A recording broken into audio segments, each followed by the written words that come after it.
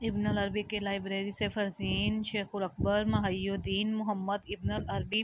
الطائی الحاتمی اندلسی کی حدیث 101 احادیث قدسی کی حدیث نمبر 4 کا خلاصہ پڑھیں گے۔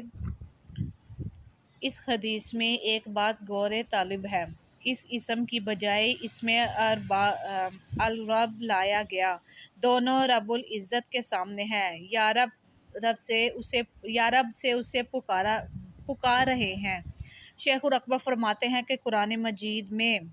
جس روز لوگ رب العالمین کے لیے کھڑے ہوں گے، یہاں اسم الرب لایا گیا، کیونکہ الرب مالک ہے، اس کی ایک صفت قہر ہے، دوسری صفت رحمت ہے۔ البتہ اس میں رحمت کی صفت کا غلبہ ہے، کیونکہ اس میں الرب کا مطلب مصلح یعنی اصلاح کرنے والا بھی ہے، اس لیے رب تعالیٰ روز قیامت مومنین میں صلح کروائے گا۔ واضح رہے کہ یہ حدیث حقوق العباد سے متعلق ہے، کیونکہ آپسی معاملات میں صلح صفائی کی بات ہو رہی ہے اور ایک شخص دوسرے سے اپنا حق مانگ رہا ہے، اور صورتحال یہ ہے کہ دوسرے کے پاس دینے کے لیے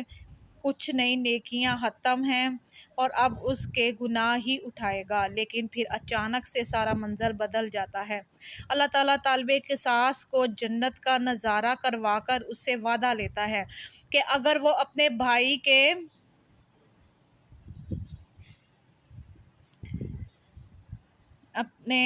بھائی کے حقوق معاف کرے تو وہ اس جنت میں جا سکتا ہے۔ بنیادی سوال یہ ہے کہ ایسا ہر ایک کے لیے تو نہیں ہوگا، پھر اس شخص کے ساتھ ایسا کیوں؟ اسی بات کا جواب دیتے ہوئے نبی پاک صلی اللہ علیہ وسلم نے فرمایا، اللہ سے ڈرو، آپس میں صلح صفائی کرو، یہ ایسا شخص ہوگا جس نے دنیا میں اپنے حقوق اس لیے معاف کر دیے ہوں گے کیونکہ معاف خدائی صفت ہے، ہمیں خدائی صفات اخلاق اپنانے کا حکم ہے، تو اللہ اپنی اس صفت کی لاج اس طرح سے رکھے گا